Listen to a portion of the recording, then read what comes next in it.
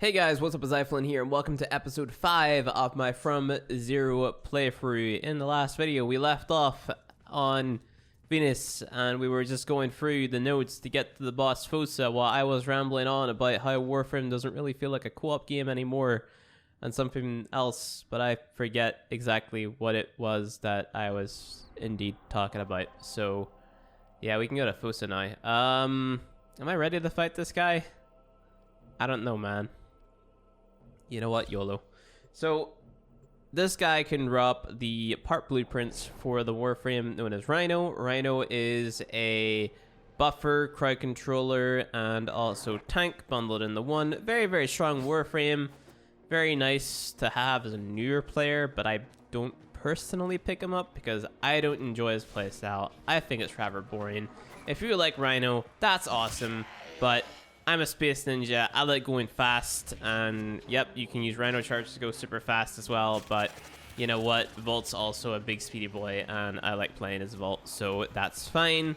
And yeah, we're gonna kill Raptor, and we're going to, if this is easy, we're gonna farm the parts for Rhino, but if not, then we shall get this one part, hopefully the systems, and then we shall skedoodle on the Mercury, and we'll try to get the Mars, and then we will come back here and farm the Rhinoceros whenever we get, what I said, the Kark? I think the Kark. Kark might be a good call. Either the Kark or the Boltor. I don't know. But this is your Jackal. Didn't mean to use speed, but that's fine too. So what I do is I just do a big old whack like this, and then whenever he does that, just, you know, jump again. It's all about your timing with this guy. This is gonna take a while too. Okay, well that was just bullshit because I timed that perfectly. Nope. See, no, I should have thrown on Vitality, but I mean, I guess it's okay. It's all about just bullet jumping in there and then slamming back down again to deal damage again. What's really gonna mess me up is the main ospreys, so because we are far away there. Let's see if we can attack one leg. That might make more sense. So this is the front left leg. Maybe R with the Neo help. Nice. Awesome. Cool. So that's what Twitch chat would call a pog. Let's try this back leg. No? Okay. Nice. And then I think that's one more leg. So here's the ospreys. The ospreys start spawning whenever you get 2 legs down. Roughly is what I've noticed. If you have the what's it called? The electric shield ability, that's really good here too. So I think let's try this. No, you're immune.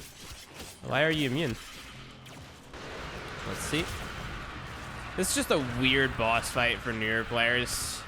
You gotta hit the leg, and then whenever you hit the leg, you gotta just keep on degrading his health. And yeah, if you look at his main body, it's gonna look like he has this massive shields. Whenever you knock him over by destroying one of his legs or disabling one of his legs, that's whenever you can actually damage his armor. So for those of you who are confused, but this here bit is the annoying bit because of the rockets. So you just kind of gotta be omega agile and then hit him when he's down, and use the ospreys to get your ammo back if you're running low. So that's the front left leg that I'm going for again, I think. Let's see. Awesome. Did I have him down again? Nope. Now. One more. There we go. Sweet. We got blunderbuss. I need that. Nice. So that's the Jackal. He is was that easy? I think that's pretty easy. Level 10 bad guys. I mean, why not? Like, we can use duplicate thingamajigs chassis. We can use duplicates. For some reason, I'm struggling to say that word tonight. We can use duplicates to get the credits, and we can also fight, what's his name? Vor. Should we maybe just keep on progressing and then make that fat? Yeah, I think let's opt for just continuing the star chart, because we'll get molten impact, and then that'll let us make radiation damage on our melee weapon. What do we get from here? Once awake, Highlight the Kubro. Could get a Kubro. Bolt Tour. Craft that ASAP. Fast Deflection. Flawed.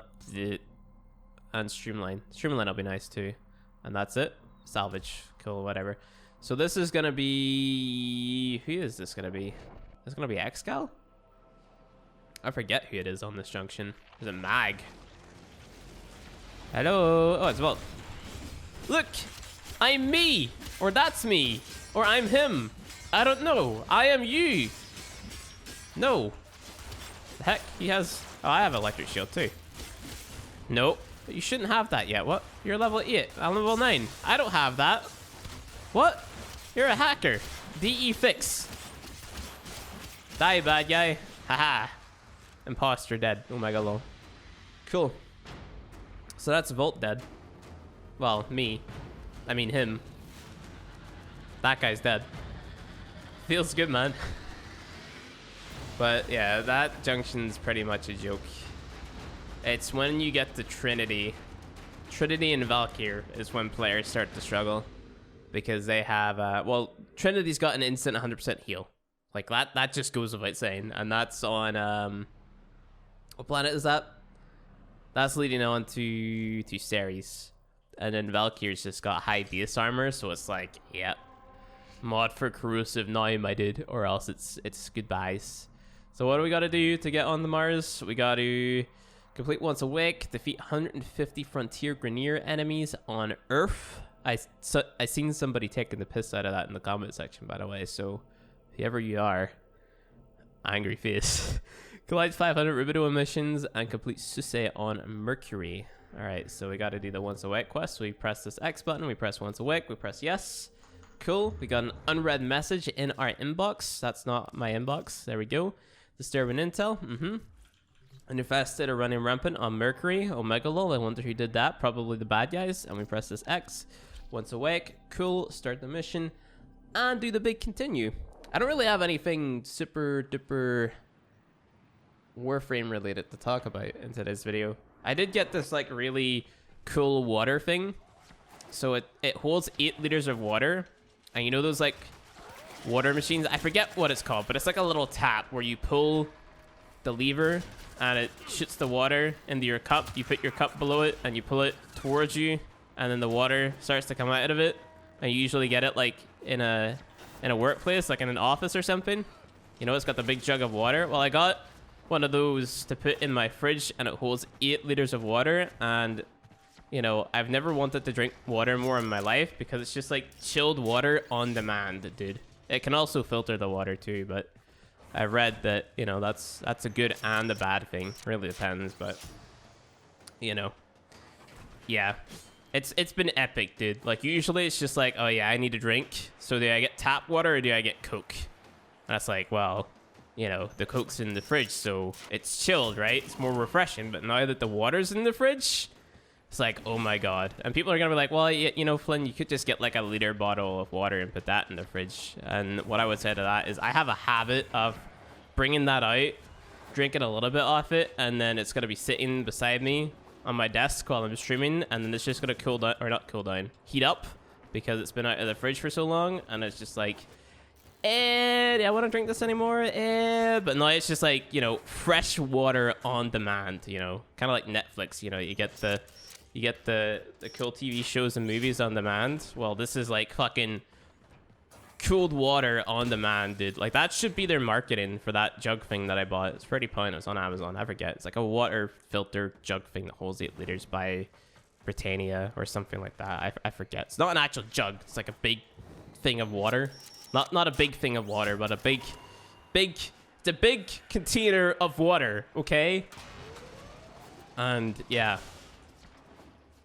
Feels good, man. Chilled water. Refreshing water on demand. That should be the slogan. Top tier marketing. See? I'm a god. DE hired me. I'll market all the Warframes. Like, what? Wisp.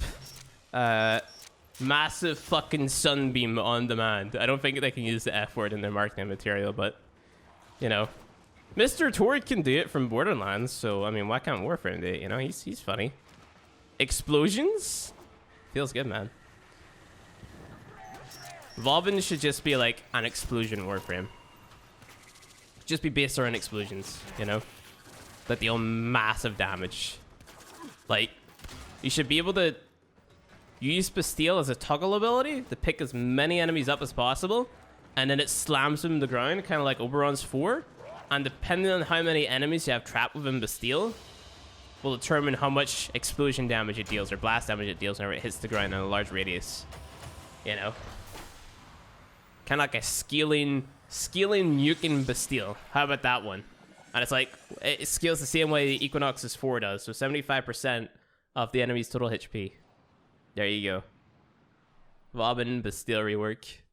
Easy clap, my dude. Easy clap. I only get that one now? The heck? We did that last episode. Whatever, man. Whatever, man. I meant the achievement that appeared on screen, by the way. That was all. That was all. Whatever frames did it rework. Wukong. Yeah, I don't know how to rework Wukong. He's a lost cause. I don't like Wukong. The thing is, like, they would rework Wukong. They rework Wukong, and the people would be like, you know what? Baruch needs a rework. So, you can't really please people, dude. It's like, Ember needs a rework. Valvin needs a rework. People think Nyx needs a rework, but I don't know. Like, I agree that a lot of Nyx's abilities are lackluster.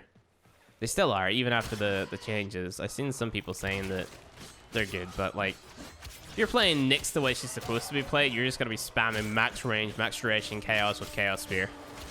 You know? That's how you play Nyx. That's how you CCO Nyx. You can use the other argument, sure, and you can use the one for mind controlling an ancient healer, sure. But like, ideally, just pressing free with chaos. Nyx is a really, really strong frame to pick up early game. I think that a lot of YouTubers and whatnot undersell Nyx's capabilities. YouTubers and streamers, they say, Nyx isn't that good. I'm like, I don't know. I disagree with that. I think Nyx is pretty good. Nyx would be pretty good. She's in a good spot. Wouldn't say the same for Vauban though. Vauban used to be CC King, but now he's trash. Like, just up front. Vauban is, in my opinion, the worst frame in the game. Now, I used to really, really hate Korra. I like Korra now because of the amount of damage you can deal, but my issue with recommending Korra to players is it's a lot of Forma and it's a lot of Kuva to get Korra's damage to be, I would say, on the same scale as Atlas's, because Korra is very, very energy hungry, very, very, what's the word? Hydrian mod hungry. You need to have a good Riven to sort of min-max with Korra. So the barrier to entry of Korra is pretty damn high, which is why I don't recommend Korra to newer players. I don't really want to say that it's like a design flaw, that your Warframe is too demanding, but I also do it at the same time. Like, I think maybe if they just buffed up the damage of Whip Claw a little bit, or made it cost less energy, might be a little bit better, or maybe buffed up the duration of Strangle Dome or something. Just an overall buff to Korra would make her easier to recommend for me, you know? It's not that she's a bad frame, it's just you need to invest a lot into her, right? So that's kind of my gripe with her. But throw on Accumulating Whip Claw, get your Riven, invest a bunch of Forma into her, Venari, and then get your decent Jaw Sword Riven, whatever. That's the other thing. You kind of have to handicap yourself in the sense that, you know, you use a weapon that is lackluster to get the bonus stats from the Riven, which I think that's kind of You know, I don't like it on Gara. I would rather that we just had, you know, something that DE intended us to do, like me being able to mod my pseudo-exalted stuff, and then also being able to get a Riven for that stuff as well, that has a free dispo, a set dispo, instead of, you know, having to use the Jaw Sword, being not forced to use the Jaw Sword, but if I want to min-max this Warframe's kit, I gotta use the Jaw Sword or the Mire or whatever weapon you want to use to get the most damage, or whatever weapon you use that you have the best Riven for. I think that that's kind of a design flaw in the sense that player is forced into using a certain thing to get X result. You know, I don't like that. Again, like I said in the previous episode, Warframe is all about having the option or giving the player the choice to play as they please, I guess you could say. So anything the DE implement that sort of restricts that in any sort of fashion, I just am not a fan of. That being said, like, they made the orb fights, I don't want to say, well, I mean, I guess they kind of are, but they also kind of aren't. They made the orb fights so you could not the, yeah, they did. The orb fights, the orb mover, you can do of any single frame in the game, you know? And I absolutely hate that, because what that says to me, that all the farming I did, apart from the ranks into my vitality mod, and maybe my, you know, ability efficiency and ability mods, you know, all the other farming, the farming for my weapon mods, etc., in that one fight, just there's no point. You know, like, why would you bother bringing a weapon to the orb mover fight that isn't a kick gun that has like Hornet Strike, Barrel Diffusion, and Lethal Torrent? You know, you don't need that. You know, so it's like you gotta find the balance of making the player's farm worth it, but also not restricting them so much with like gear checks like Eidolon hunts, right? So Eidolon hunts, it's cool in the sense that only certain frames can perform well in the hunts, like in a, you know, 3x6, so you do 6 captures in one night, or 6 3 times captures in one night. You know, that's cool, but you're limiting what the player can use. The player has to use a very, very specific loadout, very specific set of arcanes, very specific amp. And I feel like that kind of tarnishes a lot of the work DE does. Like, they come up with all these really, really cool things, right?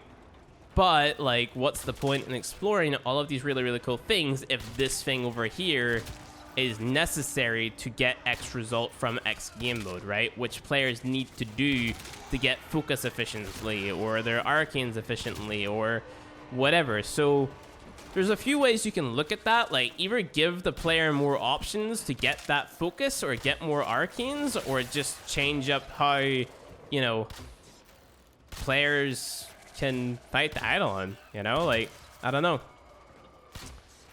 It's a difficult thing to talk about, because you get the group of people who argue that, you know, playing Harrow and Chroma and Trinity and Vault every single Eidolon hunt is perfectly fine, which I agree, it is perfectly fine, because that's just kind of its own niche, like its own sort of meta setup. And Eidolons, I don't think, are ever going to be touched. Like, I think the current meta setup for Eidolons, unless there's just like new amp parts that gets released that kind of distract from the current meta, which is 227, I think, unless that ever changes, that amp setup, like, I think the meta of Eidolons is kind of set in stone. You know, having Chroma with your Rivico 2 times arcane momentum, max duration, max strength, having your Trinity with, what is it, 150 or 180 strength, I forget the exact number off by heart, and then a lot of duration for your blessing, having Volt Shield with efficiency plus duration, and then Horror with negative duration, and all that jazz. You know, I think that's kind of set in stone. You can use Oberon or Trinity to solo it. That's a thing too, but doing them efficiently, that's a different story. But I don't know, it's kind of cool, but it's also kind of sad that, like, you can't just use whatever you want. I think one of my fondest moments of whenever Plains of Eidolon first came out was experimenting with different frames versus the Eidolons. And I was able to one-shot one of the Eidolon limbs with Nova, I think, while I was playing with Rosheim. So I don't know, I thought that was really, really cool, just being able to experiment around with a frame that I hadn't used in a while. Well, I was using Nova pretty much all the time in the Plains of Eidolon, but then the meta got established, and it's just like, well, yeah, you just have to use one of these 4 frames. And that's kind of like, well, that's a bummer. I invested all my time into trying to perfect my Nova tactic versus Eidolon, so sad about it, man. But, and I don't want people to take this as whining. This is more just so criticism for DE, in the sense that, you know, I want my grind in Warframe, the frame that I invest the most time in the learning, to be worth it, which was originally the focus system's intention, right? It's like, if you play a Warframe for a long time and you really begin to master it, then you're gonna get benefits and stuff like that. I remember them saying that on a dev stream one time, but that is not the focus system that we have today. What I sort of expected with the focus system was something like a skill tree where, you know, minor things about your Warframe, such as casting speed, movement speed, base health, etc., could be upgraded through just playing that frame specifically. Think of it like whenever you put X amount of Forma, let's say you put 3 Forma in a Warframe, then you unlock the focus for that Warframe, and then it's like a separate thing to sort of progress through, which can give you very, very minor buffs to your movement speed, maybe your reload speed while playing that Warframe. Kind of like badass rank for Borderlands, right? So just very, very minor stat increases, like fucking maybe 3% or something, you know? The more you play, the better, or the higher those increases come. They kind of have diminishing returns, and it increases by decimal points each time. I think that would have been really, really cool.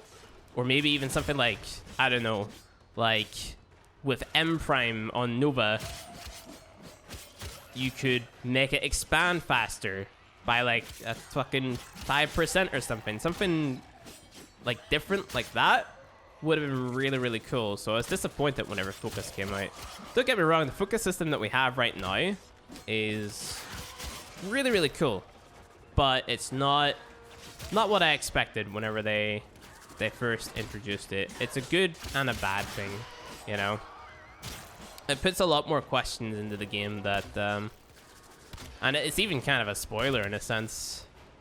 I don't know, it's just another thing to sort of explain. It's not very straightforward. It's not so much in your face as the Warframe upgraded and modding and stuff is. Getting focus is very convoluted. It's like, well, how do I get focus? Like, you have to have this thing, but then you get upgraded versions of this thing, and then you have to do this thing to make this thing work, and you got to go to this place and then have this thing while also using these specific abilities with this specific build to maximize, and it's just like, you know? So, and then trying to explain that to a newer player and be like, well, this is how it is, and like, why? And it's just like, well, you know, big XP gains, and you're like, well, no, but I'm not trying to farm XP, I'm trying to farm focus. And I'm like, but your XP is your focus, my dude. And you're like, what? Not like this. So very, very convoluted, very, very confusing for a newer player. Not so much straightforward as people like to think it is for newer players. Of course, me and you have been playing Warframe for a long time. If you're a veteran player watching this, hello, I don't know what you're doing. I don't know what I'm doing either. It's totally fine. I just want to play Warframe because the gameplay is great. Just nothing to do in the game. But, you know, I just want this game to be more accessible and more rewarding in the sense that what a player does is... What's the word? There's a very, very fancy word I could use for this right now, and I forget what the word is because I'm an idiot. I am an idiot. Big idiot iFlynn. Oh my god, dude. I forget. But, I just want people to feel like their grind is worth it. You know, I want people to feel rewarded for what they do in the video game. And, yeah. I'm speaking like this is my game. I should shut up and stop telling DE what to do, man.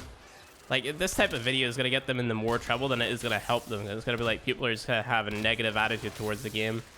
That's a comment that I read. I guess I'll talk about it in the next episode, but I read a comment of some guy who's new to Warframe.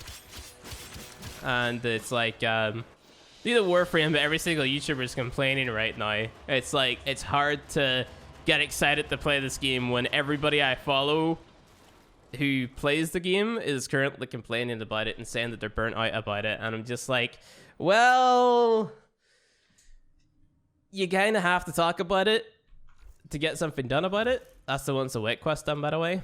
But at the same time, I see where you're coming from, dude. You know, whenever people start to complain, it's a knock-on effect and all that stuff. But we'll talk about that in the next episode because this one is currently 24 minutes long.